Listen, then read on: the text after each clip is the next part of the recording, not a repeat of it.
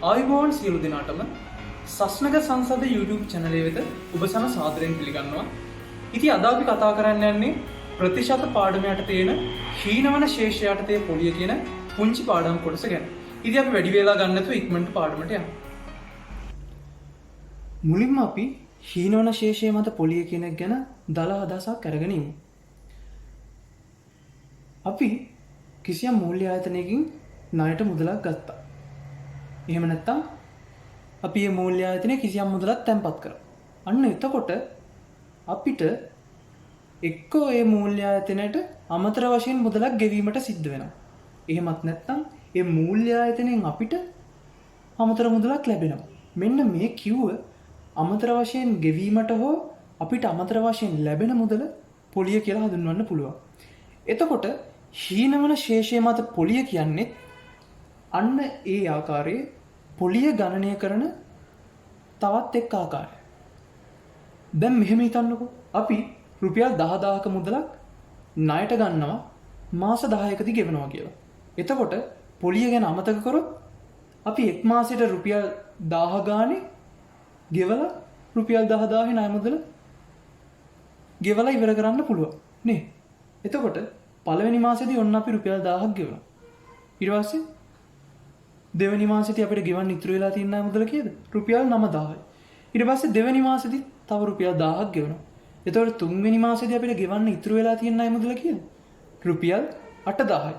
අන්න ඒ විදිහට මාසෙන් මාසෙට අපි රුපියල් 1000 ගානේ ගෙවුවාම අපිට ගෙවන්න ඉතුරු වෙලා තියෙන ණය මුදල අපේ ණය ශේෂය මොකද වෙන්නේ? ක්‍රමක්‍රමයෙන් අඩු වෙනවා. මෙන්න මේ වගේ ක්‍රමක්‍රමයෙන් අඩු වෙන ණය ශේෂයට ගණනය කරන පොලිය තමයි හීනවන ශේෂය මත පොලිය කියලා කියන්නේ.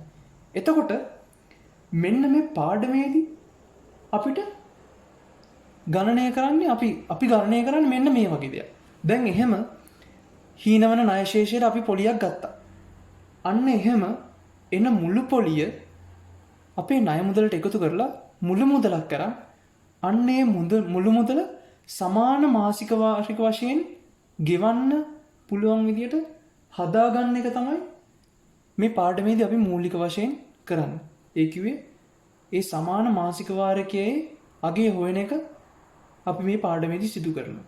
ඉතින් මෙන්න මේ හීනවන ශේෂය මත පොලිය ගණනය කිරීම පියවර කිහිපයකට කර හැකියි. එතකොට ඔන්න කලින් කියපු හීනවන ණය ශේෂයට ගණනය කරපු පොලිය අපිට ගෙවන්න තියෙන ණය මුදලට එකතු කරලා මුළු මුදලක් කියන එක හොයා ගන්නවා. අන්න ඒ මුළු මුදල තමයි අපි මූල්‍ය ආයතනයට ගෙවන්න ඕන. ඒ මුළු මුදල අපි ගෙවන්නේ සමාන මාසික වාරික වශයෙන්. හරිද? එතකොට මෙන්න මේ පාඩමේ මූලික වශයෙන් සිද්ධ කරන්නේ අන්න ඒ කිව්ව සමාන මාසික වාරිකයක වටිනාකම ගණනය කරන එක.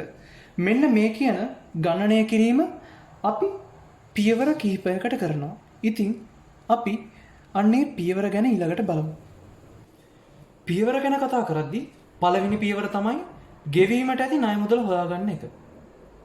අපි කිසියම් මූල්‍ය ආයතනයකින් යම්කිසි මුදලක් ණයට ගත්තාම ඒ අවස්ථාවේදී ගෙවීමට ඇති ණය මුදල වෙන්නේ කෙලින්ම අන්නේ ණයට ගත්ත මුදලම.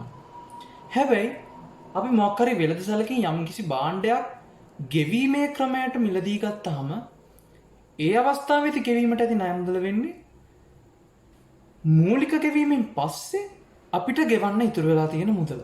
ඉතින් මෙන්න මේ දෙක පිළිබඳව පොඩි අවබෝධයක් තියාගන්න ඕන. ඊට පස්සේ ඊළඟ පියවර තමයි මාසිකව ගෙවිය යුතු ණය කොටසක අගය හොයන එක. මාසිකව ගෙවිය යුතු ණය කොටසක අගය හොයන එක. ඒක මෙන්න මේ වගේ දෙයක්. දැන් අර අපි මුලින්ම කතා කරපු ගාන ගැන හිතන්න. රුපියල් 10000ක මුදලක් මාස 10කින් ගෙවනවා කියලා හිතාගෙන ණයට ගන්නවා. එතකොට අන්න ඒ ගානේදී මාසිකව ගෙවිය යුතු ණය කොටස වෙන්නේ 10000 10න් බෙදපුවාම එන අගය. ඒ කියන්නේ මාසිකව ගෙවිය යුතු ණය කොටසක අගය හොයන්නේ අපි ණයට ගත්ත මුදල බෙදනවා අපි මේ ණය මුදල ගෙවන්න පොරොන්දු වුණ මාසික වාරික ගණනින්. ඒ කිව්වේ ණය මුදල බෙදනවා මාසික වාරික ගණනින්. අර ගානට අනුව නම් රුපියල් 10000 බෙදනවා මාස 10න්. මොකද අපි මේ 10000 මාස 10කින් ගෙවනවා කියලා පුරුදු වෙලා තමයි ගත්තේ. නේ? එතකොට මාසිකව ගෙවිය යුතු ණය කොටසක අගේ ඉන්නේ ණය මුදල මාසික වාරික ගාණෙන් බෙදපුවා. ඊළඟ පියවර තමයි මාස ඒකකයකට පොලිය හොයාගන්න එක. මාස ඒකකයට පොලිය හොයාගන්නේ මාසයකට ණය කොටස වැඩි කරනවා පොලිය අනුපාතිකයෙන්. මාසික පොලිය අනුපාතිකයෙන්. මාස ඒකකයකට පොලිය හොයාගන්නේ මාසයකට ණය කොටස වැඩි කරනවා මාසික පොලිය අනුපාතිකයෙන්. මාසයකට ණය කොටස අපි කලින් පියවරේදී හොයාගත්තා. දැන් මේ මාසික පොලිය අනුපාතිකය කියන එක ගැන කතා කරද්දී ගොඩක් ගණන් වල දෙන්නේ වාර්ෂික පොලිය අනුපාතිකය කියන එක. හරිද? ගොඩක් ගණන් වල දෙන්නේ වාර්ෂික පොලිය අනුපාතිකය කියන එක. එතකොට අපි මෙන්න මේ කියන මාස ඒකකයකට පොලිය හොයාගන්න අන්නේ වාර්ෂික පොලිය අනුපාතිකය 12න් බෙදලා මාසික පොලිය අනුපාතිකය හොයාගන්න ඕනේ. එතකොට මොකද්ද තුන්වෙනි පියවර? මාස ඒකකයට පොලිය හොයාගන්න එක. ඒක කරන්නේ මාසයකට ණය කොටස වැඩි කරනවා මාසික පොලිය අනුපාතිකයෙන්. ඉතින් ඊළඟ පියවර තමයි මාස ඒකක ගණන හොයාගන්න එක. මාස ඒකක ගණන කියන එක ඔයගොල්ලෝ මීට කලින් අහලා නැති වචනයක්. මාස ඒකක ගණන කියන්නේ මෙන්න මේ වගේ දෙයක්. දැන් අපි යම්කිසි මුදලක් ණයට ගන්නවා කිසියම් කාලයකදී ඒක ගෙවලා ඉවර කරනවා කියන පොරොන්දුව පිට. යම්කිසි මුදලක් ණයට ගන්නවා කිසියම් කාලයකදී ඒ මුදල ගෙවලා ඉවර කරනවා කියන පොරොන්දුව පිට. දැන් අර කලින් ගාන විදිහට නම් රුපියල් 10000 කියන මුදල ණයට ගන්නවා මාස 10කින් ගෙවනවා කියලා. එතකොට මාස ඒකක ගණන කියන්නේ අන්න ඒ කියපු මුළු කාලය තුලදීම අපිට ගෙවීමට සිදුවන මාසික ණය කොටස් ගණනය එකතුව. මාස ඒකක ගණන කියන්නේ අපි ණයට ගත්ත මුදල ගෙවීමට තියෙන මුළු කාලය තුලදීම අපිට ගෙවීමට සිදුවන මාසික ණය කොටස් ගණනය එකතුව. දැන් උදාහරණයක් විදිහට අර රුපියල් 10000 ගාන බලන්න. ඒකෙදි පළවෙනි මාසේ ගත්තොත් රුපියල් 10000 ඇතුලේ මාසික ණය කොටස් කීයක් තියෙනවද කියලා බලන්න. මාසික ණය කොටසක අගේ කීයද ඒ ගානට අනුව? 10000 බෙදෙනවා 10න් රුපියල් 1000යි.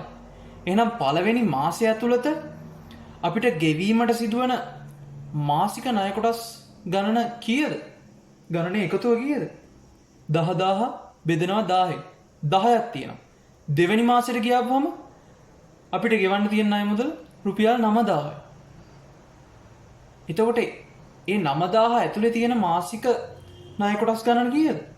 9000 බෙදෙනවා 10න් 9. අන්න ওই විදිහට ගෙවීමට තියෙන මුළු කාලය ඇතුළතම අපිට ගෙවන්න සිදුවෙන මාසික ණය කොටස් ගණනේ එකතුව තමයි මාස ඒකක ගණන කියලා කියන්නේ. එතකොට මෙන්න මේ මාස ඒකක ගණන කියන එක හොයාගන්න අපි මේ වගේ සමීකරණයක් භාවිතා කරනවා. n වරහන් ඇතුළේ n දාන එක බෙදීම 2 කියලා. මේ සමීකරණය ගන්නේ සමාන්තර ශ්‍රේණි කියන පාඩමේ දැනුම යොදාගෙන. n කියන්නේ මාසික වාරික ගණන. n කියන්නේ මාසික වාරික ගණන. අපේ ඊළඟ පියවර තමයි මුළු පොලිය හොයාගන්න එක. මුළු පොලිය හොයාගන්නේ අපි කලින් පියවරවල් වලදී ගත්ත උත්තර දෙකක් ආශ්‍රයෙන්. ඒ තමයි මාස ඒකකයකට පොලිය කියන එකයි මාස ඒකක ගණන කියන එකයි.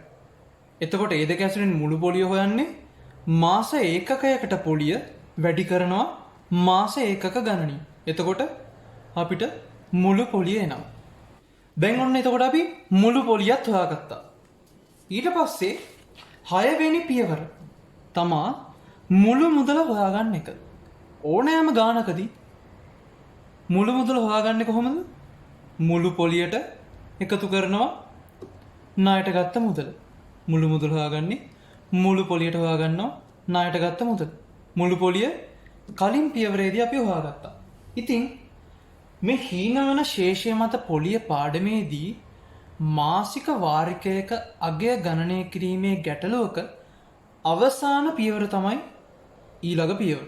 ඒක තමයි මාසික වාරිකයක වටිනාකම ගණනය කරන එක. මාසික වාරිකයක වටිනාකම ගණනය කරන්නේ කොහොමද ඉතින්? අපි දැන් මුළු මුදලක් දන්නවා. මාසික වාරික ගණනක් දන්නවා. එහෙනම් මාසික වාරිකයක වටිනාකම හොයන්නේ කොහොමද? මුළු මුදල බෙදනවා මාසික වාරික ගණනින්. ඉතින් මෙන්න මේ අපි කලින් කතා කරපු පියවරවලට අනුව තමා හීනවන ශේෂය මත පොලිය පාඩමේ මාසික වාරිකයක වටිනාකම හොයන ගැටලුවකට අපි උත්තර ලියන්න. ඉතින් අපි මේ කතා කරපු පියවරවල් වඩාත් හොඳට පැහැදිලි කරගන්න ඊළඟට අපි පුංචි ගැටලුවකට යමු.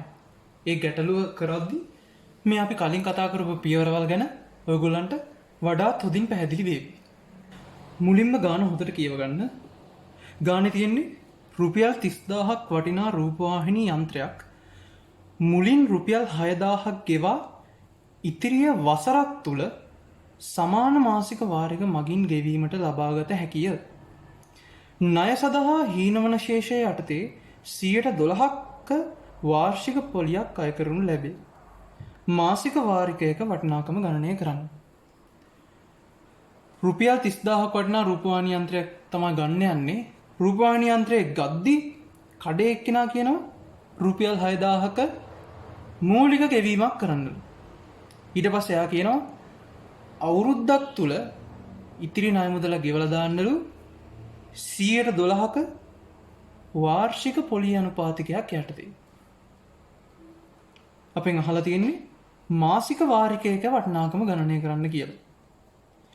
ඉතින් අපි අර කලින් කතා කරපු පියවරවල් වල පළවෙනි පියවර මොකද්ද? පළවෙනි පියවර තමයි ගෙවිය යුතු ණය මුදල මොකද්ද කියලා හොයාගන්න එක. ගෙවිය යුතු ණය මුදල. දැන් මේ ගානට අනුව ගෙවිය යුතු ණය මුදල කීයද? භාණ්ඩයේ වටිනාකම රුපියල් 30000යි. ඒත් රුපියල් 6000ක මූලික ගෙවීමක් කරන්නලු. එතකොට ගෙවිය යුතු ණය මුදල එන්නේ කීයද? රුපියල් 30000න් රුපියල් 6000ක් අඩු කරනවා උත්තරේ එනවා රුපියල් 24000යි. ගෙවිය යුතු ණය මුදල රුපියල් 24000යි. දෙවෙනි පියවර මොකක්ද අපි? දෙවෙනි පියවර තමයි මාසිකව ගෙවිය යුතු ණය කොටසක අගය හොයන එක. මාසිකව ගෙවිය යුතු ණය කොටසක අගය හොයන එක. මාසිකව ගෙවිය යුතු ණය කොටසක අගය.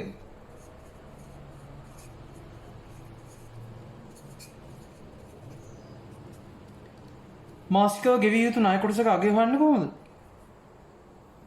මුළු ණය මුදල බෙදනවා අපි මේ ණය මුදල ගෙවන්නම් කියලා පොරොන්දු වෙච්ච කාලය. මේකේ ණය මුදල කීයද? රුපියල් 24000යි. අපි ගෙවන්නම් කියලා පොරොන්දුනේ කොච්චර කාලෙකින්ද? නැත්නම් අපිට ගෙවන්න කියලා කිව්වේ කොච්චර කාලෙකින්ද? මාස 12කින්. ඒතකොට 12යි 24ට 2යි. මාසිකව ගෙවිය යුතු ණය කොටසක අගේනවා රුපියල් 2000යි කියලා. ඊට පස්සේ අපි හොයන්න ඕන පියවර මොකද්ද? අපේ තිබ්බ පියවර මොකද්ද? මාස ඒකකයකට පොලිය හොයාගන්න එක. මාස ඒකකයකට පොලිය හොයාගන්න එක. එහෙමත් නැත්නම් මාසික ණය කොටසකට පොලිය හොයාගන්න එක. මාස ඒකකයකට පොලිය. මාස ඒකකයකට පොලිය හොයන්නේ කොහොමද? මාස ඒකකයකට පොලිය හොයන්නේ කොහොමද? මාසික ණය කොටසක අගය වැඩි කරනවා මාසික පොලිය අනුපාතිකයෙන්. එතකොට මාසිකව ගෙවිය යුතු ණය කොටසක අගය කීයද? රුපියල් 2000යි. මේක වැඩි කරනවා මාසික පොලිය අනුපාතිකයෙන්. දැන් මේ ගානේදී අපිට කොහෙද හරි මාසික පොලිය අනුපාතිකය දීලා තියෙනවද? නැහැ. කොහෙවත් අපිට මාසික පොලිය අනුපාතිකයක් දීලා නැහැ. දීලා තියෙන්නේ වාර්ෂික පොලිය අනුපාතිකය. 112ක වාර්ෂික පොලිය අනුපාතිකයක් තමයි තියෙන්නේ. ඉතින් මාස ඒකකයකට පොලිය හොයන්න අපි මාසිකව ගෙවිය යුතු ණය කොටසක අගය වැඩි කරන්න ඕනේ මාසික පොලිය අනුපාතිකයෙන්නේ. එතකොට අපි අර වාර්ෂික පොලිය අනුපාතිකය කියන 112 ආය 12න් බෙදන්න ඕනේ. එතකොට තමයි මාසික පොලිය අනුපාතිකය එන්නේ. දැන් මෙන්න මේ කියන කොටස සුළු කරපුවාම මාස ඒකකයකට පොලිය එනවා. එතකොට මාස ඒකකයකට පොලිය කීයද? රුපියල් 20යි. ඊළඟ පියවරවල් වලට යන්න කලින් මම ඔයගොල්ලන්ට මාස ඒකක ගණන ගැනයි හීනවන ශේෂය මත පොලියේදී පොලිය ගොඩ නැගෙන්නේ කොහොමද කියන එක ගැනයි පුංචි අවබෝධයක් ලබා දෙන්න. දැන් හීනවන ශේෂය මත පොලියේදී පොලිය ගොඩ නැගින්නේ ඉතිරි වෙලා තියෙන ණය මුදලටනේ. එතකොට මාසෙන් මාසෙට ඉතිරි වෙලා තියෙන ණය මුදල මොකද වෙන්නේ? ක්‍රමක්‍රමයෙන් හීන වෙලා යනවා. එතකොට මේ ගානේදී පළවෙනි මාසෙ ගැන කතා කරමු. පළවෙනි මාසෙදී ඉතිරි වෙලා තියෙන ණය මුදල කීයද? රුපියල් 24000යි. පළවෙනි මාසෙදී ඉතිරි වෙලා තියෙන ණය මුදල රුපියල් 24000යි. එතකොට ඒ 24000ට පොලිය ගොඩ නැගෙන්නේ මෙන්න මෙහෙමයි. පළවෙනි මාසෙදී ඒ 24000ට පොලිය ගොඩ නැගෙන්නේ මෙන්න මෙහෙමයි. 24000 ඇතුලේ අර මාසිකව ගෙවිය යුතු ණය කොටස්, ඒ කියන්නේ රුපියල් 2000 කොටස් කීයක් තියනවද කියලා බලනවා. 2000 කොටස් 24000 ඇතුලේ මේ පළවෙනි මාසෙ ගැන කතා කරන්නේ. 2000 කොටස් 24000 ඇතුලේ 12ක් තියෙනවා.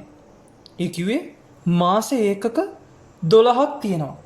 එතකොට පළවෙනි මාසෙදී මෙන්න මේ 2000 කොටස් 12ටම පොලියයි 2000 කොටස් 12ටම පොලියයි තව රුපියල් 2000කුයි අය කර ගන්නවා.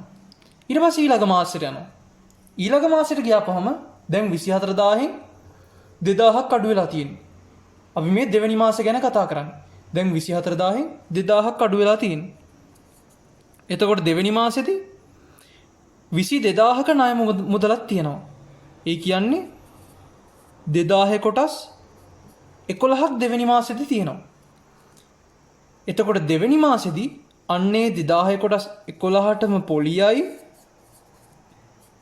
තවත් රුපියල් 2000කුයි අය කරගන්නවා. ඊට පස්සේ ඊළඟ මාසෙට යනවා. ඊළඟ මාසෙ වෙද්දි අර රුපියල් 2000ක් තව 2000ක් ගෙවලා ඉවර කරපු නිසා ඉතිරි වෙලා තියෙන ණය මුදල රුපියල් 20000යි. රුපියල් 20000 ඇතුලේ මාස එකක් කීයක් තියෙනවද? එහෙම නැත්නම් 2000 කොටස් කීයක් තියෙනවද? 10ක් තියෙනවා. එතකොට තුන්වෙනි මාසෙදී මේ 2000 කොටස් 10ටම පොලියයි තව රුපියල් 2000කුයි අය කරනවා. එතකොට මෙන්න මේ විදිහට 2000 කොටස් ගන්න මොකද වෙන්නේ? ක්‍රමක්‍රමයෙන් අඩු වෙනවා. සරලව කිව්වොත් මෙන්න මේ විදිහට තමයි හීනවන ශේෂය මත පොලිය ගොඩ නැගින්නේ. හරිද? එතකොට මේ කතා කරපු කොටසේ මෙන්න මෙහෙම ඉලක්කම් ටිකක් ආවනේ. 12 11 10 9 8 7 6 5 ඒ ආකාරයට. මෙන්න මේ ආයෙ මොනවද? ණය මුදලේ තියෙන 2000 කොටස්.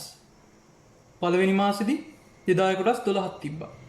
11ක් 10ක් 9ක් 8ක් ඒ ආකාරයට 2000 කොටස් තිබ්බා.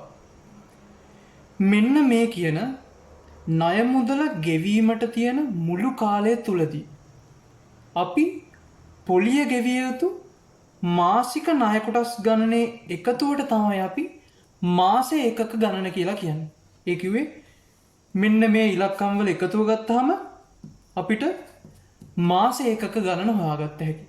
ඉතින් මෙන්න මේ විදිහට මාසෙන් මාසෙට පොලිය හොයන එක අමාරු වැඩක් නෑ. අන්න ඒ නිසායි අපි සමාන මාසික වාරික වශයෙන් ගෙවන්න පුළුවන් වෙන විදිහට කෙලින්ම ඒ මාසික වාරිකයක වටිනාකම හොයන්න. ඉතින් දැන් මම අර කිව්ව අමතර කොටසයි මේ ඉගැන්වුවේ ඔයගොල්ලන්ට පොඩි අවබෝධය වැඩි කරන්න. ඉතින් අපි ආයෙත් ගානේ සුපුරුදු පියවර වලට යමු.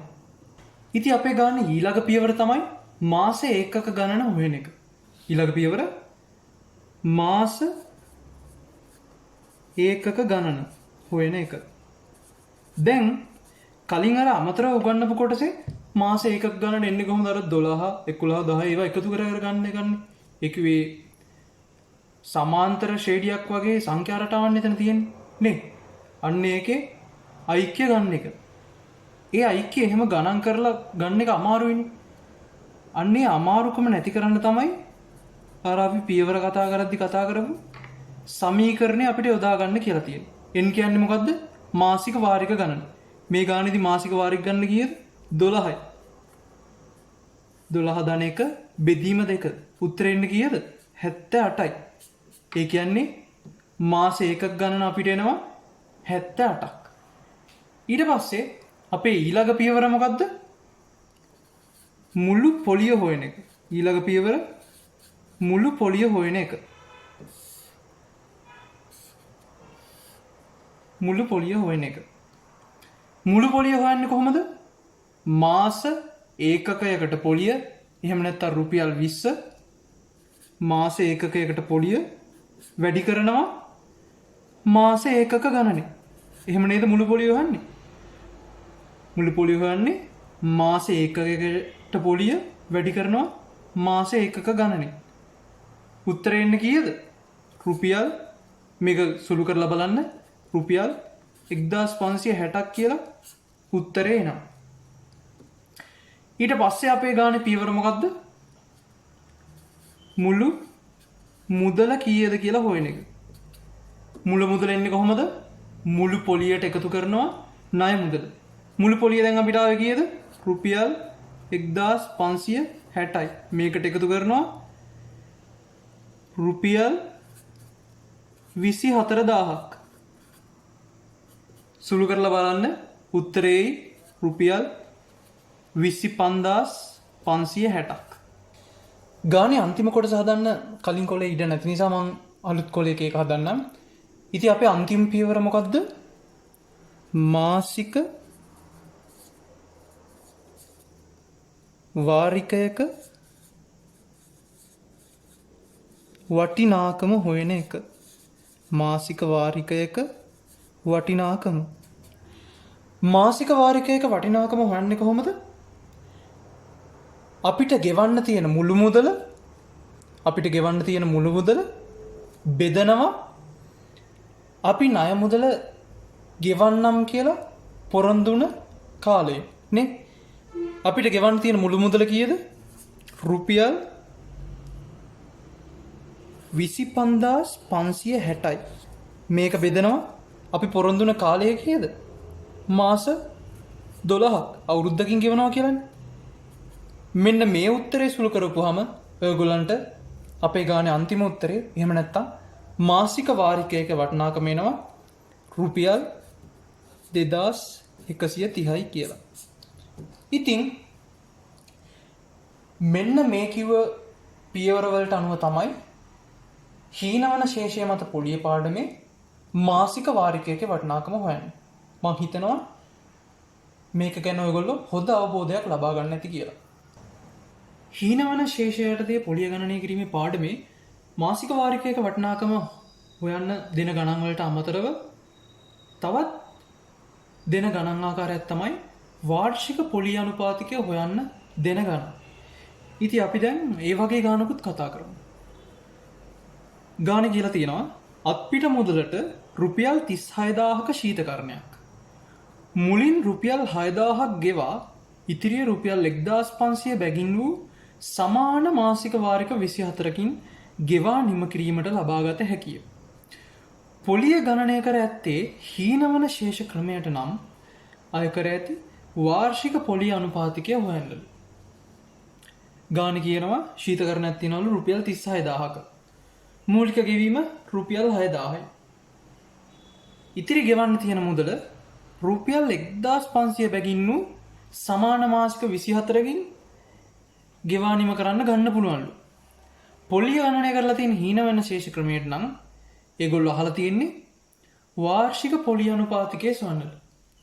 ඉතින් මේ වගේ ගානක් හොයද්දිත් මේ වගේ ගානක් හදද්දිත් මුලින්ම අපි හොයන්නේ ඒක අපි පළවෙනි පියවර තමයි ණය මුදල් ගෙවීමට ඇති ණය මුදල කීයද කියලා බලන එක.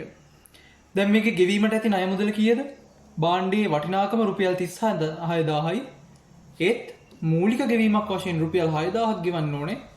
ඒ නිසා ගෙවීමට ඇති ණය මුදල වෙන්නේ රුපියල් 36000 හින් අඩු කරනවා රුපියල් 6000ක්. ණය මුදල වෙන්නේ රුපියල් 30000යි. නේ? ඊට පස්සේ ඊළඟ පියවර තමයි කලින් ගණන් වල වගේම ඊළඟ පියවර මාසකදී ගෙවිය යුතු ණය කොටසක අගය. මාසකදී ගෙවිය යුතු ණය කොටසක අගය. ඒක බලන්නේ කොහොමද? ණය මුදල බෙදනවා. ඒ ණය මුදල අපි ගෙවන්න පොරොන්දු වුණ මාසික වාරික ගන්නේ. ණය මුදල කීයද? රුපියල් 30000යි. රුපියල් 30000 බෙදනවා අපි ගෙවන්න පොරොන්දු වුණේ මාසික වාරික 24කින්. 30000 බෙදනවා 24න්. එතකොට මාසකදී ගෙවිය යුතු ණය කොටසක අගයනවා මේක සුළු කරපුවාම රුපියල් 1250ක් කියලා. දැන් මෙතනින් එහාට පියවරවල් කලින් ගාන හැදුවා වගේ නෙමෙයි. මේකෙදි වෙනම විදිහකට තමයි ගාන හදන්නේ. දැන් අපිට මේක දීලා තියෙනවනේ මාසික වාරිකයක අගය දීලා තියෙනවනේ. මාසික වාරිකයක අගය දීලා තියෙනවා.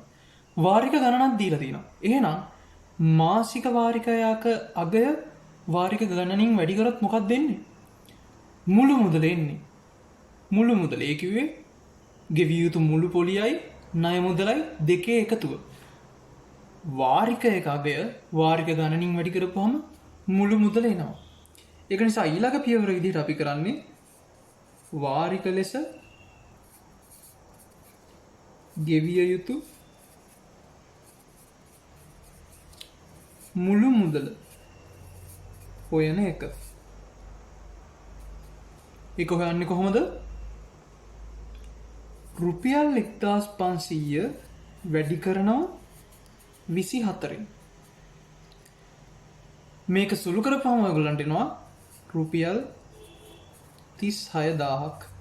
මේ තියෙන්නේ වාරික ලෙස ගෙවිය යුතු මුළු මුදල්.